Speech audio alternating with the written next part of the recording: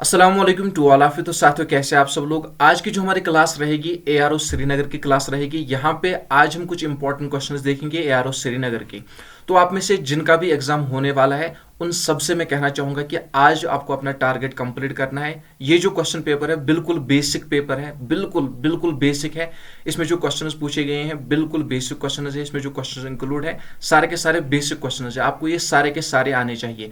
तो इस पेपर की अगर मैं बात करूं, इस पूरे पेपर में हम कितने क्वेश्चन देखने वाले हैं? इस पूरे पेपर में हम 26 प्रश्न देखने वाले हैं, 26 क्वेश्चन देखने वाले हैं। स्पेशली जो जम्मू के एस्पिरेंट हैं जिनका 15 जनवरी को एग्जाम होने वाला है, तो आपकी प्रिपरेशन अच्छी होनी चाहिए। आज का जो वीडियो रहेगा इसमें हम 26 क्वेश्चन डिस्कस करेंगे। लेकिन आपको मैं टारगेट देता हूं कि जो 26 प्रश्न है इनमें से आपके 25 सही होने चाहिए, क्योंकि ये जो क्वेश्चन है बिल्कुल बेसिक क्वेश्चन है, आप सबको आने चाहिए और सब लोगों को ये क्वेश्चन सही सही करने हैं। तो 25 आपको अपना टारगेट याद रखना है और ये आपको कंप्लीट करना है। तो चलिए ज्यादा टाइम भी वेस्ट नहीं करेंगे, डायरेक्टली हम आ जाते हैं क्वेश्चंस की तरफ। यहां पे देखिए सबसे पहला प्रश्न क्या कह रहा है, where is the sun temple located. तो सन टेम्पल की लोकेशन आपसे पूछी गई। इसकी लोकेशन कहां पे है? कोणार्क, मदुरई, चेन्नई या गोवा। तो सन टेम्पल की अगर मैं बात करूं, इसकी लोकेशन कहां पे है? इसकी लोकेशन कोणार्क में है, ठीक है ना। ए पार्ट इसका राइट आंसर होगा। इसके बाद आ जाते हैं नेक्स्ट क्वेश्चन पे, दैट्स क्वेश्चन नंबर 2 की अगर मैं बात करूं तो दूसरा प्रश्न यहां पे क्या कह रहा है, who appoints the governor of Indian states.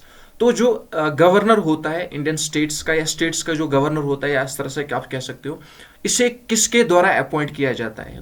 जो गवर्नर की उपाधि होती है, जो गवर्नर का पद होता है, इस पे जो बैठता है वो किसके द्वारा अपॉइंट किया जाता है? Union cabinet, president, prime minister या वाइस प्रेसिडेंट। तो गवर्नर को कौन अपॉइंट करता है? प्रेसिडेंट अपॉइंट करता है। दैट इज बी पार्ट हमारा राइट आंसर होगा। इसके बाद आ जाते हैं नेक्स्ट क्वेश्चन पे, दैट्स क्वेश्चन नंबर 3 की अगर मैं बात करूं, तीसरे प्रश्न की अगर मैं बात करूं, beside India, Pakistan and Sri Lanka which other country has the rupee as the currency. तो आपको बताना है कि यहां पे देखिए, सबसे पहले आपको नोट डाउन कर लेना क्वेश्चन क्या पूछा गया है। करेंसी के रिगार्डिंग क्वेश्चन पूछा गया है। ये क्वेश्चन हमने बहुत बार डिस्कस किया है। तो यहां पे सबसे पहले इंडिया की जो करेंसी है रुपी है, पाकिस्तान की जो करेंसी है पाकिस्तानी रुपी है, श्रीलंका की जो करेंसी है वो भी रुपी है। तो आपको बताना है इंडिया, पाकिस्तान और श्रीलंका के अलावा और किसकी currency as a rupee consider की जाती है? भूटान, चाइना, नेपाल या म्यांमार। तो C part that is Nepal हमारा राइट आंसर होगा। इसके बाद आ जाते हैं चौथे प्रश्न की तरफ, क्वेश्चन नंबर 4 की तरफ। Who composed the famous song सारे जहां से अच्छा। तो ये जो सॉन्ग है सारे जहां से अच्छा किसके द्वारा कंपोज किया गया? मोहम्मद इकबाल, एस.सी. बोस, एम.के. गांधी या नन ऑफ दीज। तो यहां पे अगर मैं बात करूं मोहम्मद इकबाल की सारे जहां से अच्छा, ये जो है कंपोज किसके द्वारा किया गया है? अल्लामा इकबाल के द्वारा कंपोज किया गया है। इसके बाद आ जाते हैं नेक्स्ट क्वेश्चन पे, दैट्स क्वेश्चन नंबर 5 की अगर मैं बात करूं, who wrote the famous book Gita. तो गीता ये जो फेमस बुक है, ये आप कह सकते हो कि रिलीजियस बुक है, किसके द्वारा लिखी गई है? वेद व्यास, कृष्णा, कालिदास या वाल्मीकि। तो यहां पे अगर मैं वेद व्यास की बात करूं, दैट इज ए पार्ट हमारा राइट आंसर होगा। ये आपको याद रख लेना है। इसके बाद आ जाते हैं नेक्स्ट क्वेश्चन की तरफ, दैट इज क्वेश्चन नंबर 6 की अगर मैं बात करूं, what is the capital of Himachal Pradesh. तो हिमाचल प्रदेश की कैपिटल आपसे पूछी गई है, देहरादून, शिमला, हमीरपुर या नन ऑफ दीज। तो देखिए यहां पे अगर मैं हिमाचल प्रदेश की बात करूं, शिमला इसकी कैपिटल है। दैट इज बी पार्ट हमारा राइट आंसर होगा। और आपके लिए मैं होमवर्क रख रहा हूं, आपको बताना है ये जो शिमला कैपिटल है हिमाचल प्रदेश की, क्या ये समर कैपिटल है या विंटर कैपिटल है हिमाचल प्रदेश की?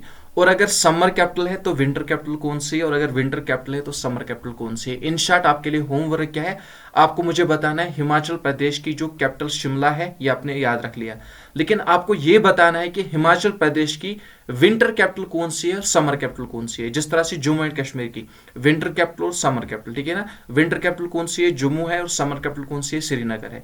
उसी तरह से हिमाचल प्रदेश की भी 2 कैपिटल है, विंटर कैपिटल है, समर कैपिटल। वो आप मुझे बताओ कि कमेंट बॉक्स में कौन कौन सी है।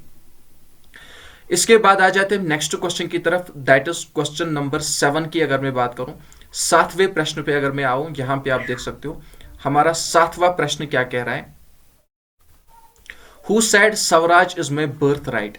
ये किसके द्वारा कहा गया है, ये नारा किसके द्वारा दिया गया है? Swaraj is my birthright, M K Gandhi, Subhash Chandra Bose, बाल गंगाधर तिलक या नन ऑफ दीज? तो अगर मैं बाल गंगाधर तिलक की बात करूं, दैट इज सी पार्ट हमारा राइट आंसर होगा। इसके बाद देखिए next question, that is question number 8 की अगर मैं बात करूं, the Indian institute of science is located at. तो इंडियन इंस्टीट्यूट ऑफ साइंस, इसकी लोकेशन आपसे पूछी गई, इसकी लोकेशन कहां पे है, ठीक है ना? इंडियन इंस्टीट्यूट ऑफ साइंस की लोकेशन आपसे पूछी गई है, चेन्नई, बेंगलुरु, मुंबई या दिल्ली? तो आपको अच्छी तरह से याद रख लेना है, B part that is Mumbai हमारा राइट आंसर होगा। यह है मुंबई मेरी जान, आपको याद रख लेना है। इसके बाद आ जाते हैं नेक्स्ट क्वेश्चन पे, दैट्स 90वें प्रश्न की तरफ। Who wrote Ramayana? तो ये जो रामायण है ये भी क्या है, ये एक रिलीजियस बुक है। तो किसके द्वारा लिखी गई है? कालिदास, वेदव्यास, वाल्मीकि या सूरदास? तो वेदव्यास तो आपने याद रख लिया, इसके द्वारा क्या लिखा गया था? इसके द्वारा जो है गीता लिखी गई थी, भगवद गीता। तो यहां पे अगर मैं बात करूं वाल्मीकि की, तो इसके द्वारा रामायण लिखी गई है, दैट इज यहां पे हमारा सी पार्ट राइट आंसर होगा। इसके बाद आ जाते हैं 10वें नंबर क्वेश्चन की तरफ। Wire is the headquarter of international cricket council? ICC भी आप कह सकते हो, ठीक है ना, इंटरनेशनल क्रिकेट काउंसिल। तो इसका हेडक्वार्टर आपसे पूछा गया है, लंदन, जिनेवा, मुंबई या दुबई? तो यहां पे अगर मैं डी पार्ट की बात करूं, दैट इज दुबई हमारा राइट आंसर होगा, डी पार्ट हमारा राइट आंसर होगा। इसके बाद आ जाते हैं हम 11 नंबर क्वेश्चन की तरफ। Famous Kamakhya Devi temple is located at. तो जो टेम्पल है जिसका नाम है कामाख्या देवी, इसकी लोकेशन आपसे पूछी गई है, आसाम, हिमाचल प्रदेश, बिहार या राजस्थान? तो जो कामाख्या देवी टेम्पल है इसकी लोकेशन कहां पे है? आसाम में इसकी लोकेशन है, दैट इज ए पार्ट हमारा राइट आंसर होगा। इसके बाद आ जाते हैं नेक्स्ट क्वेश्चन पे, that's question number 12। Who consider the main promoter of Marxism? तो मार्क्सिज्म का मैन प्रमोटर किसे कंसिडर किया जाता है? Hitler, Karl Marx, MM Roy या SC बोस? तो यहाँ पे मार्क्सिज्म से आप मार्क याद रख सकते हो, ठीक है ना, Marx, Karl Marx, that is B part हमारा राइट आंसर होगा। इसे जो है मार्क्सिज्म का मैन प्रमोटर कंसिडर किया जाता है, ये आपको अच्छी तरह से याद रख लेना है। इसके बाद आ जाते हैं नेक्स्ट क्वेश्चन पे, that's question number 13। The highest non military gallantry award is? देखिए अगर मैं इस क्वेश्चन की बात करूं ना, highest non military gallantry award, जितने भी पुराने पेपर्स हैं ना, मतलब जितने भी पुराने एग्जाम हुए हैं इंडियन आर्मी के, चाहे वो GD का हो, टेक्निकल का हो, क्लर्क का हो, ये क्वेश्चन मैंने हर एक एग्जाम में देखा है। पता नहीं क्यों, लेकिन हर एक एग्जाम में पुराने पेपर्स में आता रहता है। अब जो नया पैटर्न चेंज हुआ है थोड़ा बहुत, तो उसमें जब जो है करंट अफेयर्स इंक्लूड होने लगे हैं, अदरवाइज पहले उतने ज़्यादा करंट अफेयर्स इंक्लूड नहीं होते थे, लेकिन अब जो है 4-5 करंट अफेयर्स भी इंक्लूड होने लगे हैं। तो यहाँ पे अगर मैं बात करूँ इस क्वेश्चन की, तो ये बहुत बार मैंने हर एक अप्रॉक्सीमेटली एवरेज में हर एक पुराने पेपर में मैंने देखा। तो यहाँ पे अगर मैं highest non military gallantry award की बात करूं, दैट इज अशोक चक्र, ठीक है ना। अशोक चक्र जो है highest non military gallantry award consider किया जाता है। लेकिन अगर नॉन नहीं होगा, that is highest military gallantry award आपसे पूछा जाएगा, उस वक्त आपको परमवीर चक्र याद रख लेना है, वो आपका राइट आंसर होगा। लेकिन अगर highest non military gallantry award पूछा जाए, दैट इज अशोक चक्र, ये आप याद रख लेना। इसके बाद आ जाते हैं हम 14वें नंबर क्वेश्चन की तरफ, question number 14। Which continent is known as white continent? तो यहां पे आपको नोट डाउन कर लेना है कि व्हाइट कंटिनेंट के नाम से किसे जाना जाता है, अफ्रीका, एंटार्क्टिका, यूरोप या नन ऑफ दीज। तो देखिए अगर मैं बात करूं व्हाइट कंटिनेंट की, तो एंटार्क्टिका को जो है व्हाइट कंटिनेंट के नाम से भी जाना जाता है, दैट इज बी पार्ट हमारा राइट आंसर होगा। इसके बाद आ जाते हैं नेक्स्ट क्वेश्चन की तरफ, that is question number 15। Where is the longest railway platform in the world? ये क्वेश्चन भी बहुत बार एवरेज में मैंने हर एक पेपर में देखा है। तो अगर मैं लॉन्गेस्ट रेलवे प्लेटफॉर्म की बात करूं, ये कौन सा है? गोरखपुर, न्यूयॉर्क, चेन्नई या लेह? तो अगर मैं गोरखपुर की बात करूं, दैट इज ए पार्ट की अगर मैं बात करूं, ये हमारा राइट आंसर होगा। दैट मीन जो लॉन्गेस्ट रेलवे प्लेटफॉर्म देखने को मिलता है वो है गोरखपुर में। तो यहाँ पे सेक्शन ए हमारा कंप्लीट हो गया। अब बढ़ते हम सेक्शन बी की तरफ, दैट इज GS की तरफ, जनरल साइंस की तरफ। लेकिन सेक्शन बी को स्टार्ट करने से पहले आप सबसे छोटी रिक्वेस्ट है, जितने भी लोग चैनल पे नए हैं, अभी तक चैनल को सब्सक्राइब नहीं किया है, तो चैनल को सब्सक्राइब करना ना भूले, साथ ही साथ प्लेलिस्ट चेक करना ना भूले। वहां पे आपको ढेर सारा मटेरियल रहेगा और वहां पे आप देख सकोगे, और आगे जाके भी आपको ढेर सारा मटेरियल मिलने वाला है। जो नए भर्ती की प्रिपरेशन कर रहे हैं वो अभी से यहाँ पे प्रिपरेशन करना स्टार्ट कर दें। और अभी तक अगर चैनल को सब्सक्राइब नहीं किया है तो चैनल को सब्सक्राइब करना ना भूलें। तो बढ़ते हैं अपने नेक्स्ट सेक्शन की तरफ, that is section B, general science का पोर्शन।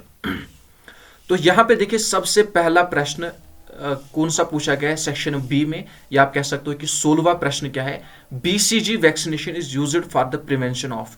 तो जो बीसीजी वैक्सीन है ये किस के प्रयोग में की जाती है या किस डिजीज के लिए जो है ये दी जाती है, ट्यूबरकुलोसिस, डेंगू, टाइफाइड या कोल्ड। तो यहां पे अगर मैं ट्यूबरकुलोसिस की बात करूं, दैट इज ए पार्ट हमारा राइट आंसर होगा। बीसीजी वैक्सीनेशन का संबंध किसके साथ है, ट्यूबरकुलोसिस के साथ। इसके बाद आ जाते हैं नेक्स्ट क्वेश्चन पे, that is question number 17, chemical formula for laughing gas. तो लाफिंग गैस की केमिकल फार्मूला आपसे पूछी गई है। तो अगर मैं लाफिंग गैस के केमिकल फार्मूला की बात करूं, N2O, that is B part हमारा राइट आंसर होगा, ये आपको याद रख लेना है। इसके बाद आ जाते हैं नेक्स्ट क्वेश्चन पे, दैट इज क्वेश्चन नंबर 18 की अगर मैं बात करूं, यहां पे आप देख सकते हो क्वेश्चन नंबर 18 क्या कह रहा है, haemoglobin in the blood is the complex protein of. तो सबसे पहले ये आपको याद रख लेना है, हीमोग्लोबिन जो है ये ब्लड में देखने को मिलता है, ठीक है ना। तो अगर मैं बात करूं मेन कंपोनेंट है ब्लड का, तो यहां पे अगर मैं हीमोग्लोबिन की बात करूं तो इसमें ज्यादातर क्या पाया जाता है, इनमें से सबसे ज्यादा मात्रा में क्या देखने को मिलता है हीमोग्लोबिन में, आयरन, सिल्वर, गोल्ड या कॉपर। तो यहां पे अगर मैं आयरन की बात करूं, दैट इज ए पार्ट हमारा राइट आंसर होगा, ये आपको अच्छी तरह से याद रख लेना है। इसके बाद देखिए next question, question number 19, which of the following is the heaviest ray. ठीक है ना, हेवेस्ट रे इनमें से कौन सी है, gamma ray, X ray, alpha रे या नन ऑफ दीज। देखिए यहाँ पे हेवेस्ट रे की बात हुई है, तो हेवेस्ट रे आपसे पूछी गई। हेवेस्ट रे की अगर मैं बात करूं, यहां पे अल्फा रे आपकी जो है हेवेस्ट रे कहलाएगी, दैट इज अल्फा रे हमारा राइट आंसर होगा। लेकिन आपके लिए होमवर्क है, आपको मैं यहाँ पे दूसरा क्वेश्चन बता रहा हूं, आपको मुझे सबसे पहले बताना है ये जो एक्सरे है, ठीक है ना, एक्सरे की खोज किसके द्वारा की गई है, एक्सरे की खोज किसके द्वारा की गई ये आप मुझे बताओगे, और हाईएस्ट पेनिट्रेटिंग रे कौन सी है ये आप मुझे बताओगे कमेंट बॉक्स में। कंफ्यूजन में नहीं आना है, यहाँ पे मुझे देखना है कि आपका कंफ्यूजन ठीक, मतलब आपका अभी भी कंफ्यूजन चल रहा है कि आपने क्लियर कर दिया है, ठीक है ना। एक तो आप मुझे बताओगे कि एक्सरे की खोज किसके द्वारा की गई है, इजी क्वेश्चन है। दूसरा आप मुझे बताओगे हाईएस्ट पेनिट्रेटिंग रे। यहाँ पे बात हो रही है हेवनली बॉडीज की, तो जो हेवनली बॉडीज है वो जो है टेलीस्कोप के जरिए देखी जाती है, दैट इज जो है टेलीस्कोप का प्रयोग जो है हेवनली बॉडीज को देखने के लिए यूज किया जाता है। और जो स्मॉल ऑब्जेक्ट्स होते हैं, इवन सेल, वो जो है माइक्रोस्कोप से देखी जाती है। तो यहाँ पे आपको अच्छी तरह से याद रखना है, कंफ्यूजन में नहीं आना है। इसके बाद देखिए नेक्स्ट क्वेश्चन की अगर मैं बात करूं, question number 23, dactylography is the study of. तो आपने जो है सुना होगा पेडियोलॉजी, ठीक है ना, बहुत कुछ इस तरह से है। तो आपको बताना जो डेक्टोलोग्राफी है ये किसकी स्टडी को कहते हैं, study of soil, study of human life, fingerprint या प्लांट्स। तो यहां पे अगर मैं बात करूं सी पार्ट की, तो सी पार्ट हमारा राइट आंसर होगा, because the study of fingerprints is called dactylography. और आपके लिए होमवर्क है, क्योंकि होमवर्क रखना बहुत ही ज्यादा जरूरी है। ये जो क्वेश्चन है नॉर्मल क्वेश्चन है, होमवर्क आपके लिए रखना जरूरी है, आपको पता होना चाहिए। आपको मुझे बताना है स्टडी ऑफ सॉइल को क्या कहते हैं, स्टडी ऑफ ह्यूमन लाइफ को क्या कहते हैं, और स्टडी ऑफ प्लांट्स को क्या कहते हैं, ये आप मुझे कमेंट बॉक्स में बताओगे। जितना भी मैंने आपके लिए होमवर्क रखा है वो सारा का सारा आपको जो है आंसर मुझे करना है कमेंट बॉक्स में, ठीक है ना। तो इसके बाद आ जाते हैं नेक्स्ट क्वेश्चन की तरफ, that is question number 24, lens is made up of. तो आपको बताना है जो लेंस है वो किस से बना हुआ होता है, plain glass, flint glass, ordinary glass या स्मूथ ग्लास। तो यहां पे अगर मैं फ्लिंट ग्लास की बात करूं, दैट इज बी पार्ट हमारा राइट आंसर होगा, ये आपको याद रख लेना है। इसके बाद आ जाते हैं नेक्स्ट क्वेश्चन की तरफ, that is question number 25, the instrument is used to measure the concentration of salt water.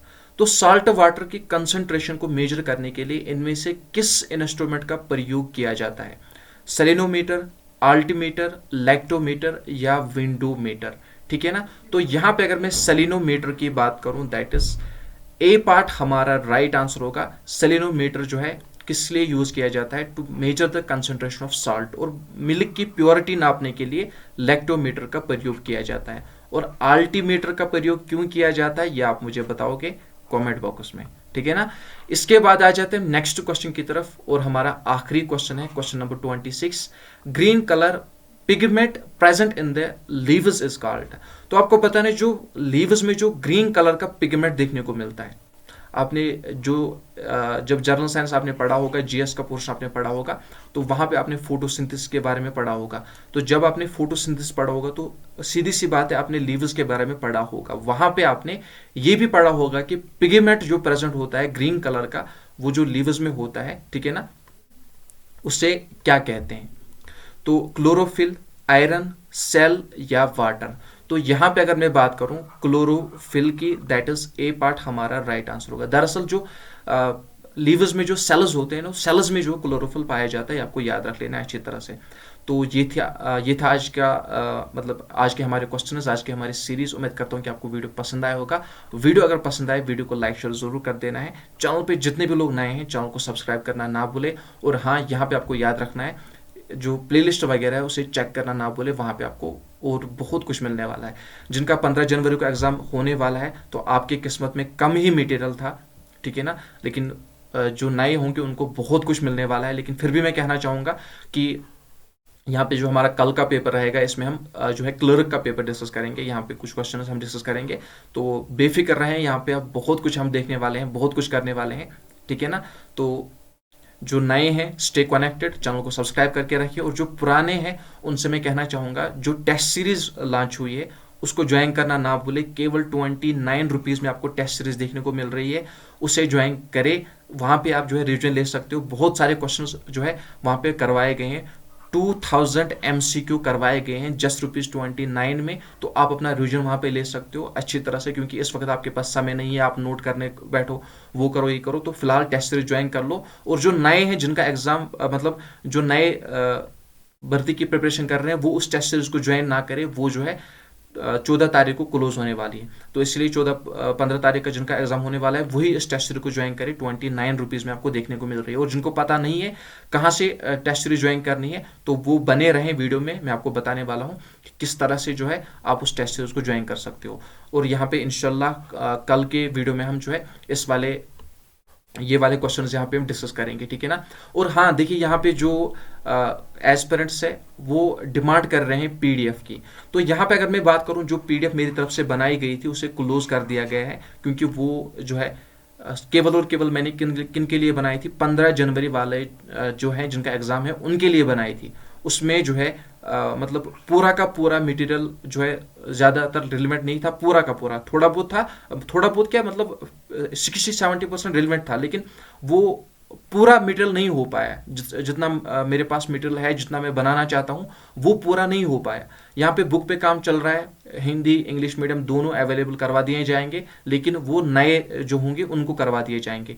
तो फिलहाल यहाँ पे जो पुरानी पीडीएफ है उसके लिए डिमांड ना करे, तो जो नई पीडीएफ बना दी जाएगी उससे आपको बेनिफिट मिलेगा, ठीक है ना। तो ये 15 जनवरी वालों के लिए बनाई गई थी। तो जिनका जो नए एग्जाम की प्रिपरेशन कर रहे हैं, वो यहाँ पे उस पीडीएफ की फिलहाल डिमांड ना करें। जब नया मटेरियल आ जाएगा आपको बता दिया जाएगा। और जो टेस्ट सीरीज है वो भी आप फिलहाल ज्वाइन ना करें, ये आप 15 जनवरी वालों को ज्वाइन करने दो, क्योंकि ये अब क्लोज होने वाली है। और बहुत सारे स्टूडेंट ऐसे हैं जो कि डिमांड करते हैं किसकी, क्वेश्चन पेपर्स की। वो कहते हैं कि हमें as it is original question papers दे दो। देखिए, आपको यहाँ पे आपको मैं एक बात बताना चाहूंगा कि आपको क्वेश्चन पेपर्स के साथ कोई लेना देना नहीं है, आपका काम है कंटेंट के साथ, ठीक है ना। तो आप यहाँ पे इसकी डिमांड ना करें कि ओरिजिनल पेपर्स हमें दे दिए जाएं। आपको दिखाए जा रहे हैं चैनल पे ओरिजिनल पेपर्स, यहाँ पे आप देखिए।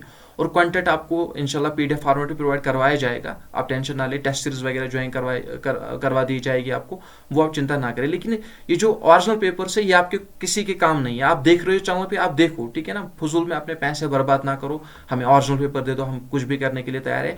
ये जो पेपर्स की डिमांड होती है ना, ये किन के काम आती है, जो एकेडमी वगैरह होती है ना, जो एकेडमी रन मतलब एकेडमी वगैरह चलाते हैं और जो फिजिकल की प्रिपरेशन करवाते हैं, तो उनको ओरिजिनल पेपर्स की जो है ज़रूरत पड़ती है। आपके किसी भी काम के नहीं, आपको कंटेंट के साथ वाबस्ता है, आपको ओरिजिनल पेपर्स को कुछ नहीं करना है। ये जो ओरिजिनल पेपर्स की डिमांड होती है ना, ये होती है एकेडमी वालों की, क्योंकि उनको जो है रिटिंग के लिए समय नहीं मिलता है। वो क्या करते हैं, फिजिकल में वो जो है अपना लगाते हैं सारा कुछ, तो सारा का सारा समय वो किस पे देते हैं, वो फिजिकल पे देते हैं। तो उनके पास कंटेंट कम होता है, वो जो है रिलेवेंट कंटेंट सही से नहीं बना पाते हैं, क्योंकि वो ज़्यादा फोकस किस पे करवाते हैं, फिजिकल पे करवाते हैं।